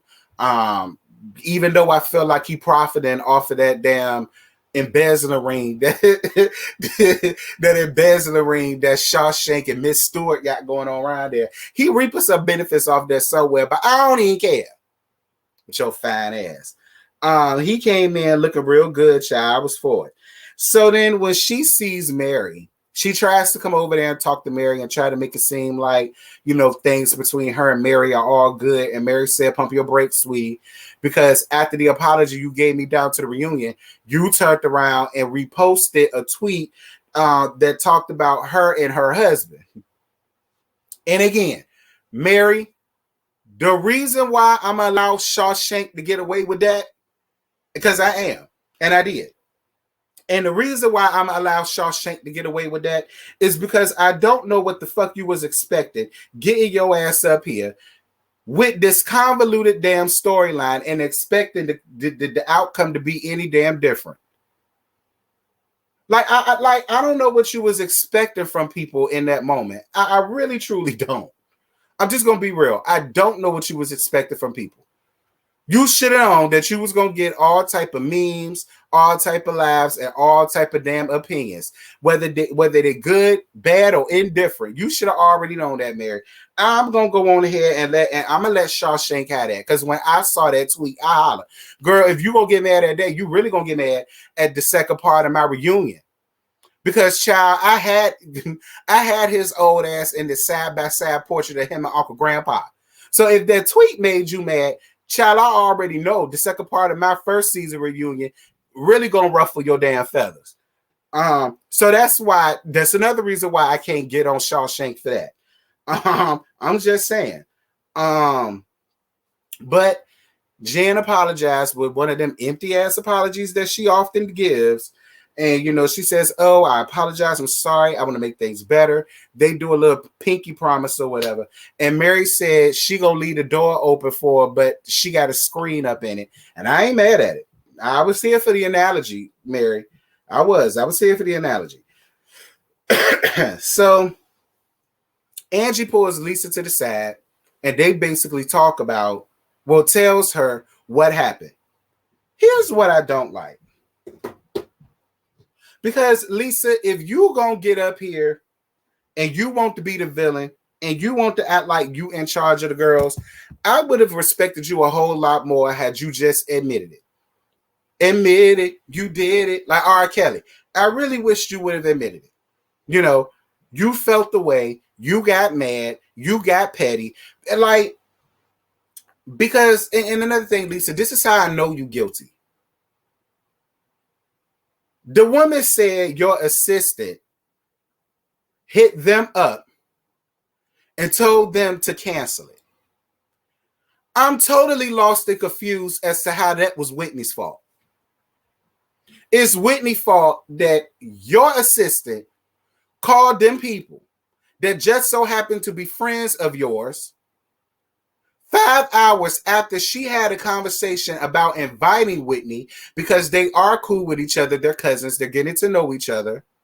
5 minutes directly after that, your assistant calls them and cancels the damn caterer for her damn event. And you somehow found the way to blame that on Whitney. Again, maybe I'm living in the Twilight Zone and I just don't know. Like, I'm just being real. Maybe I'm living in the Twilight Zone and I didn't get the memo. And if that's the case, I'll accept. But I just didn't understand how that became all of a sudden Whitney's fault. So then Whitney comes in after Meredith drags Shawshank. I mean, not Meredith. After Lisa drags Shawshank and Meredith up in there to prove a point of, you know, she didn't, because she was like, she asked Angie, do you think, you know, talking about Shawshank, do you think Shawshank came in between me and Meredith? And Meredith said a little bit. No. Meredith said, no, I don't think she came in between it, but I did feel a way about it. And so then that's when Lisa came out and said, yeah, so that's why I have an issue with you, because I have an issue with her and I don't want you to be friends with her. And then you're going to sit up and ask Whitney, what was she doing there? And Whitney cleared your ass right up. Whitney said, listen, Whitney cleared her ass right up and threw up some shit that Angie told, Whitney told Lisa what Lisa told Angie. And then Lisa had the nerve to feel away, talk about something. Well, me and you talked about that, and we talked about that in confidence. I talked about that with you in confidence, and you go back and you gonna tell her what I said about you, and yada yada yada yada yada. This is all her fault. She gets up, she starts crying, and I'm like, first of all, Lisa, don't you cry. Listen. Lisa, that dress already tarnished, all right? Your salty tears ain't going to make it no better. Your salty tears and that cold-ass Utah weather is not going to make that dress no better, all right? I don't need you crying. That's number one. Number two, you made yourself look guilty as fuck. I don't know if you know that or realize that, but you made yourself look guilty as fuck. Because you straight up Karen, white woman Karen, how ironic. You white woman, that whole situation. You found the way to turn it around on Whitney, try to turn it around on Angie. You brought in Shawshank and Meredith in it for what? I don't know.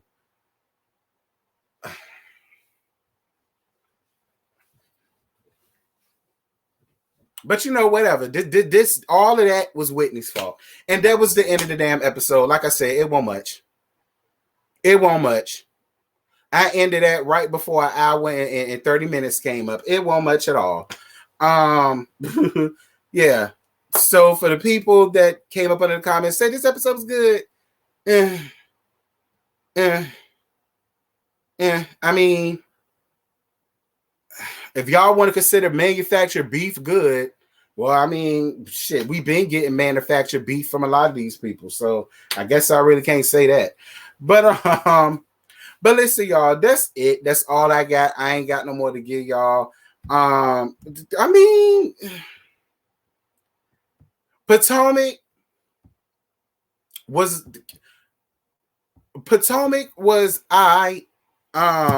you know, it didn't give too much. It gave enough at the end, but it didn't give too much. As far as Salt Lake, maybe next week it entertained me. I don't know. Maybe I'm the problem, but it did not do much. Yeah, Lisa was really annoying me. Like, I don't get why she seems to have this undying loyalty to Shawshank all of a sudden. Because I remember last season, you didn't even want to be around her ass. You didn't want to be around her. You didn't like her and all of the rest of that. Then all of a sudden, you started being her friend and caping for her to the fullest extent. I don't get why you want to align yourself with an embezzler, but whatever you say, Lisa, whatever you say, I mean, I don't get it, but I guess it ain't for me to get. Let me see what y'all talking about. Yeah, CC Freak, Lisa was very guilty. Very guilty. Hey, Shots with T, right. Then she gonna come up in here and say, what's the party without food? She would have had food if it wasn't for you being a messy, petty ass bitch. Heifer.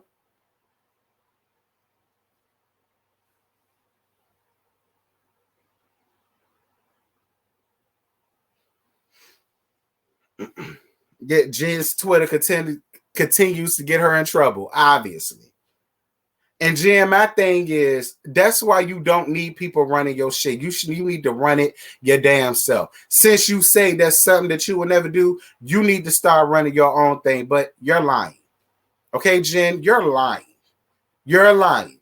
You was laying at home in the bed alone because Coach Shaw ain't never there. He with his real family. You got bored and you decided to pick on that damn woman. Let's just call a thing a thing.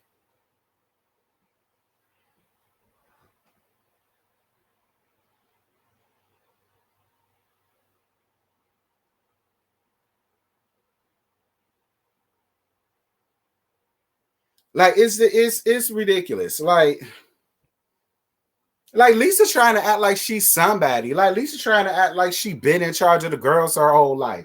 I'm looking at like Lisa. Like I said in my review, Lisa, you ain't nobody I would chill with, rock with, go out for drinks with, go out to dinner with. Like I could do that with Heather and Whitney and Meredith and Jeannie. I even throw in Mary ass. Why not? Like you ain't nobody I could do none of that with. You not like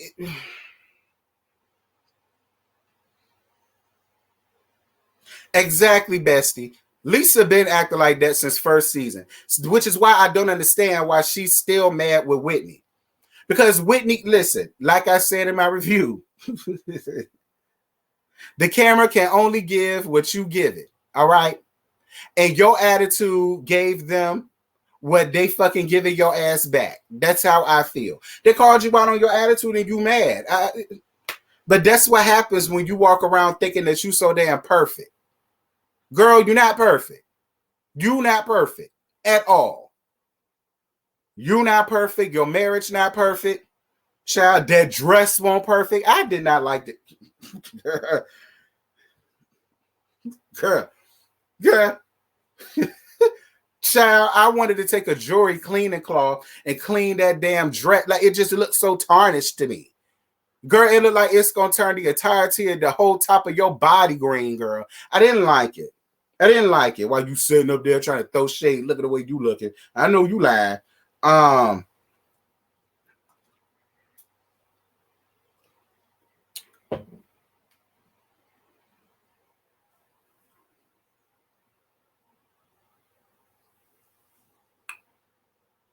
Is Lisa the one that dresses like a bowl of seafood? Nah, that's Mary. That's another thing I kid you on. I said, how the hell you let Mary of all people beat you in dressing? Because this was the first time I actually went up for something that Mary had on in mixed company. Don't get me wrong, it was very Kojic First Lady realness. But you know, it was better than that shit Lisa stuffed up in there in. Be clear.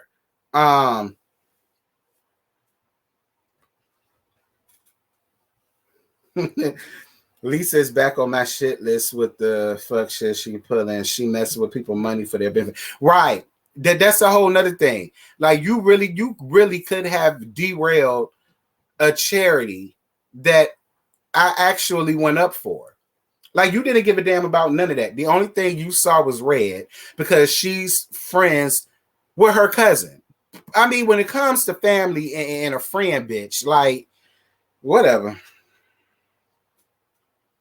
As if your friendship worth any damn thing, because it's really not. It's really not, child.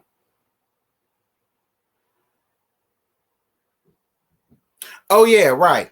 The Whether You Like It or Not panel, I said it was going to be on Sakina channel, but it's not. It's going to be on Josiah's World TV channel tonight. Same time, but just going to be at a different venue, Josiah's. We're going to, girl, Sati, excuse me. We're going to Josiah house tonight, girl. When are y'all going to come to my house, child? Look, I'm glad Bestie in here. Now, I might give y'all one. All right. But don't depend on me always having y'all asses around there, okay? I like my house clean. I don't be feeling like having a whole bunch of hoes around here. I don't be feeling like entertaining a whole bunch of people. I don't want y'all eating up all my shit, drinking up all my shit, smoking up all my shit, using my bathroom, pissing all over the sink. I mean, pissing all over the all over the floor. We know how you men do. Y'all don't know how to aim sometimes. That's why I wish y'all would sit down like these damn ladies. Speaking of ladies, I ain't got time for y'all to be having all of y'all menstrual shit all over my damn bathroom and all that shit. I will see, child. We'll see.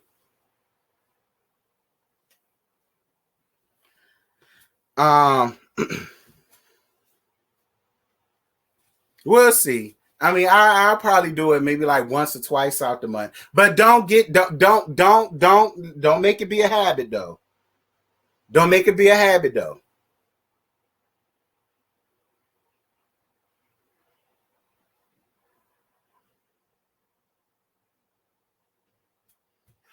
Terrence don't like me at his house. He treat me like Jizzy tried to treat Karen and Wendy. I mean, I'm just saying.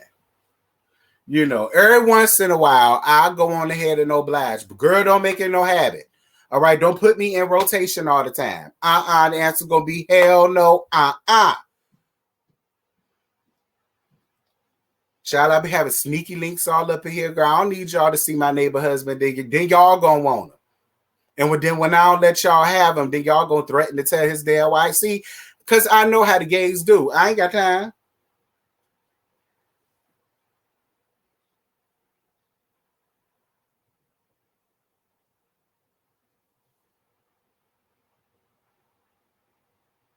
Child. He said he want Reggie to come back up there. I mean, he can. I mean, it really won't too much of Robin tonight. Because y'all know we have fun with a dickless. That fuck nigga in the dress. We have a good time with her. I mean, but then again, I mean, we could just read Candace. I don't know. Because it's just like, I'm sorry, y'all. Like, I know a lot of y'all get upset when we got to go in and let have on y'all Shiro. But I'm sorry, I thought a scary hoe that was on type of all kind of pills, potions, sticky notes, therapy, and every damn thing else said something. I mean, you know, I'm just saying. You played a scary asshole last season, so for you to get up here this season,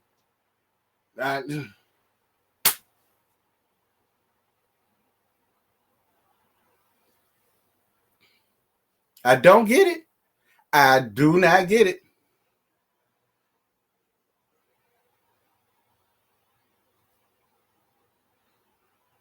Tell my son, watch yourself. Don't play with me.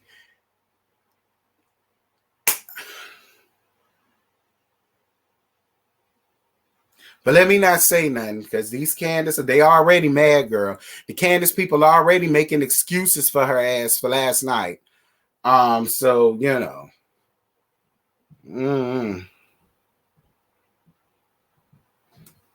But yeah, I'm gonna be up there tonight, Scotty. I'm gonna be there. And I ain't gonna say nothing about Candace. I ain't gonna say nothing at all about Candace. Nope, I ain't saying nothing. Y'all know I'm lying.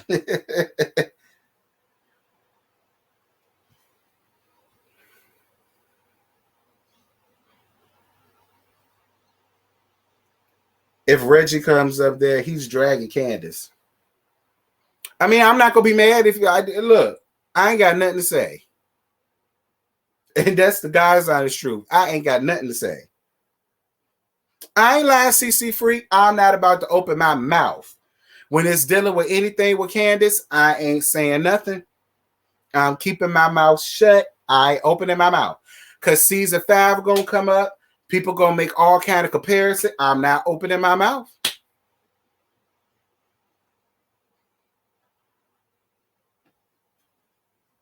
I ain't got nothing to say.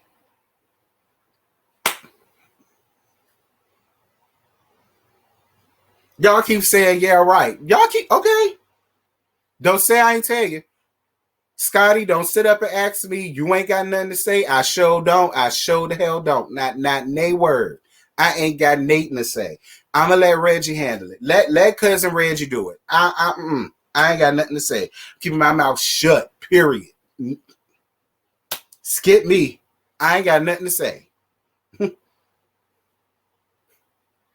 Okay, much like the Spirit did with the Jews. Child, pass my house. Okay, please pass me by. Where my lamb at that I gotta sacrifice so I could put up like the Passover, so I could go on ahead. Uriel, where can I slay my lamb? All right, and show me where on the doorpost I need to put my blood so that it can pass me by. I don't want to have nothing to do with none of that. Nope.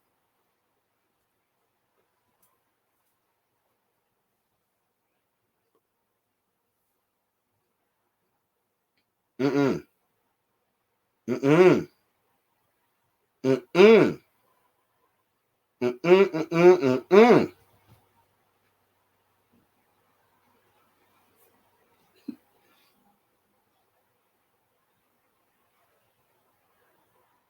Leave me and my people out of this. You better talk to Jesus.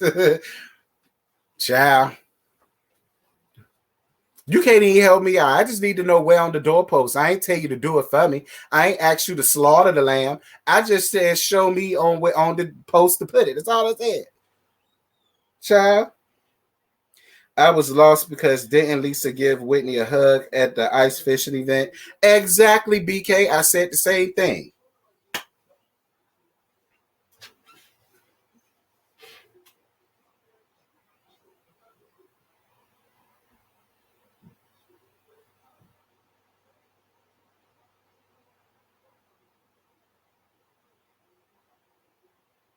Is there anything else I want to get y'all before I get off here? I don't think so. Everything is still the same. Everything's still the same. Everything's still on the repertoire except Chasing Dallas. All right. I'm no longer reviewing Chasing Dallas.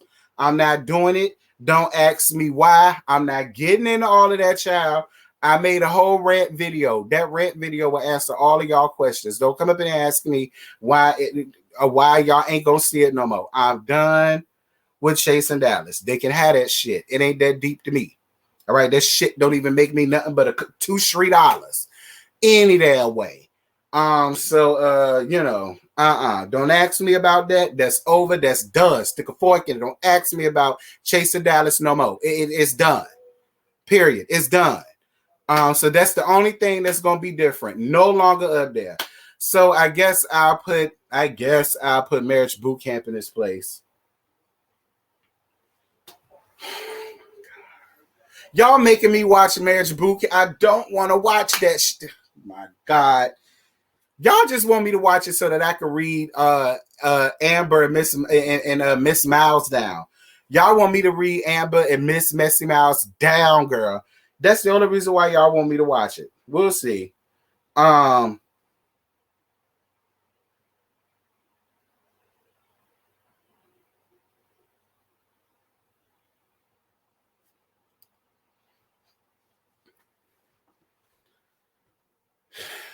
Reese said you shaded him many occasions about his looks. That fat slobby bitch came on one of the damn interviews and distinctly told us the reason why he wear that damn costumey based fashions with the flammable ass wigs was to give us something to talk about. Scotty, won't you there? Please drop down in the comments and tell these people that my ass ain't lying.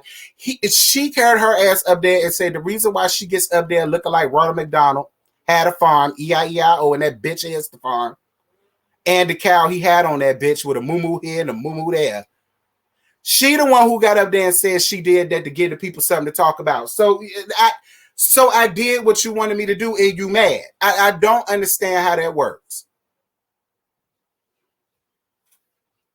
Keep that shit away from me. Y'all can have Chase and Dallas, okay? You can have Chase and Dallas. I talked about them tired ass, $2 ass fashions. Ugh.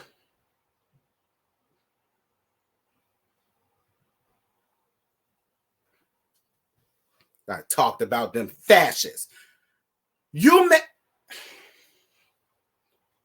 That's just like a bitch getting upset about us reading them for not having no furniture in their house when they don't. That's equivalent to that.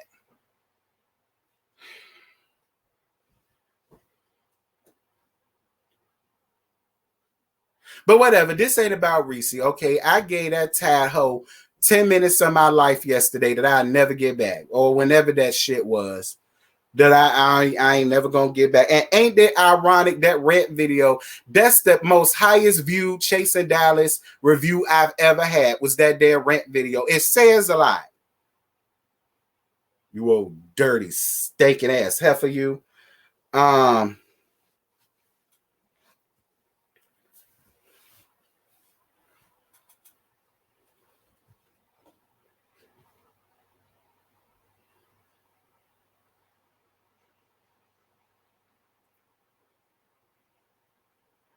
Does anyone know when season 2 of Bell Collective is returning? No, I do not know. I have no idea. Good child, y'all tried to act like it was so tired, delayed, and through last season. Now y'all rushing it to come back. Which one is it?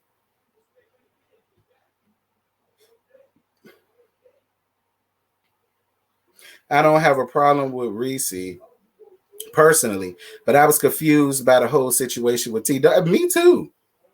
Me too, child. I couldn't believe it. I said, this got to be a joke, or it got to be a mistake. I said, it got to be a mistake. Yeah, I just know damn well he ain't talking to me. Well, all of the shit that I could have said about him that I never did, I know it got to be a mistake. See what happens when you try to be nice to people? You try to be nice to people. I hope you're reviewing Insecure when it comes back in a couple weeks. Yeah, I am. It's the final season anyway. Yeah, I review it.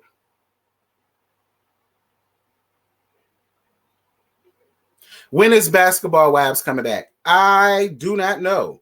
I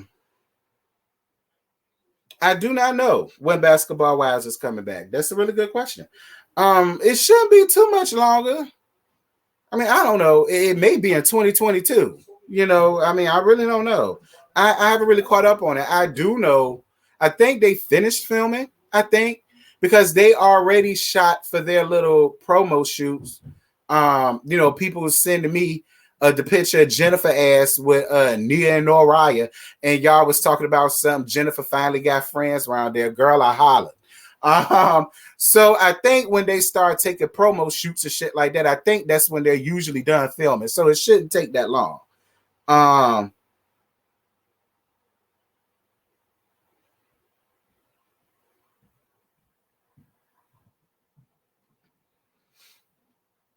You seen Fizz finally apologize, but yeah, I saw that. Y'all want me to do a tea talk about that? I really won't go do a tea talk about that, but if y'all want me to do a tea talk about that just so that I can gag them, I mean, I might do it. I got time today. I feel like Basketball Wives will come out by the end of the year. That's what I said, probably. Child Scotty talking about something. He about to have a panel about Basketball Wives. Look, listen.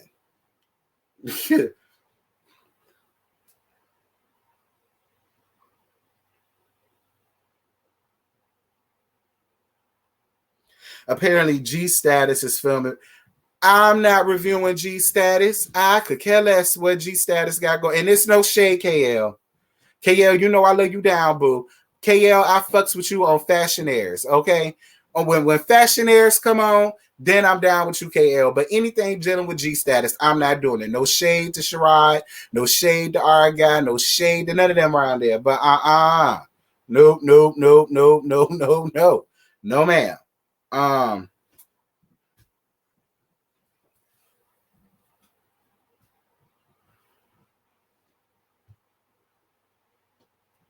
You say, yeah, please do. Y'all really want a basketball wives panel? What?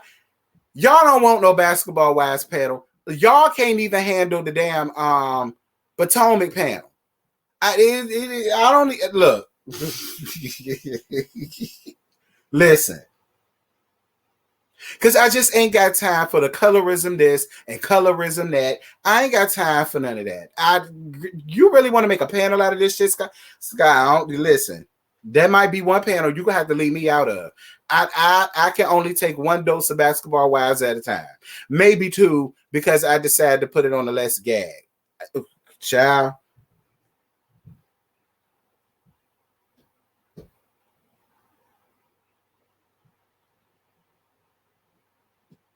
Oh, you were saying do a T talk about it. I'll think about it. It all depends on how I feel. I might. Hell, they talk about colorism on. Y'all do. Y'all brought up colorism on Potomac, and I was totally confused by that. Okay? I was totally confused by that. Because Giselle, Robin, and Ashley are considered light-skinned. And we've been dragging them since season 1. I don't see where the colorism is in that. And when Wendy came, she got drugged. Okay, so for me, when Candace came, she got drugged. When Monique came, she got drugged. I mean, it's reads to go around for everybody. And what I will respect about them three bitches is that neither one of them came out with colorism this and colorism that. It is one thing I will get up. They ain't coming out saying I'm getting red down because of the color of my skin.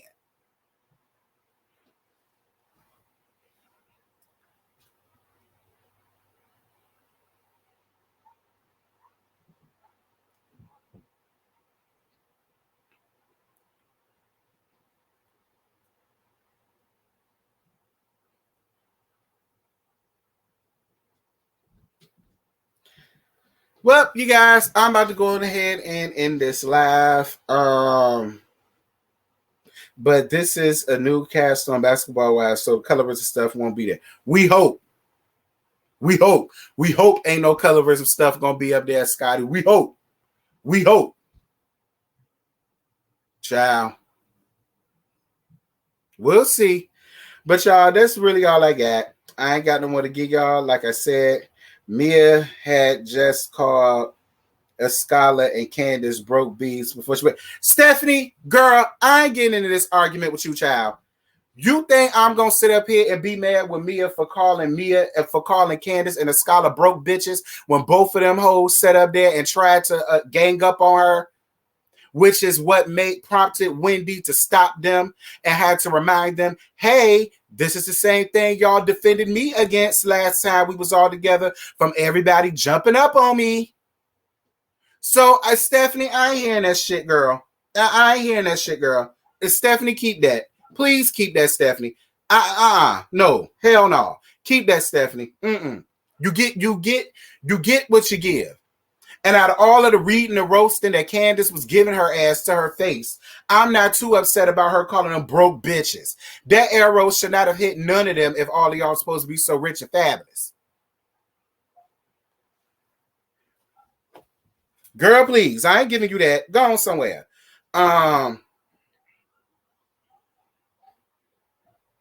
The fuck? That woman just sat there and called that woman mama all type of low budget hoes and all that. Yeah. Girl, I know you lying. I ain't mad at that.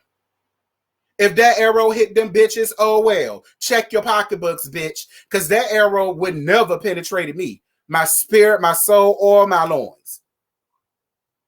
Girl, blame it on your bank account. Don't blame that on them. Anyway, because she almost made me mad. Because that's the shit I be talking about. I mean, reaching for every little small thing that they can to explain away her damn behavior. That's what I'm to that right there. Like I said, when she get her ass drugged again, it's going to be our fault. And I can't wait to hear what type of excuses y'all gonna make for her ass. But y'all, that's it. That's all I got. I really gone, Scotty. I just had to get that off my chest because I know Stephanie Norris is lying to me. Was we watching the same shit? Anyway, I'm gone. I enjoyed y'all. Thank you guys so much for the likes, for the cash apps, the super chats. It was really sweet of you guys. Thank you guys. I'll give y'all a little tea talk about the whole little fizz thing, child. I'll give y'all a little yang yang.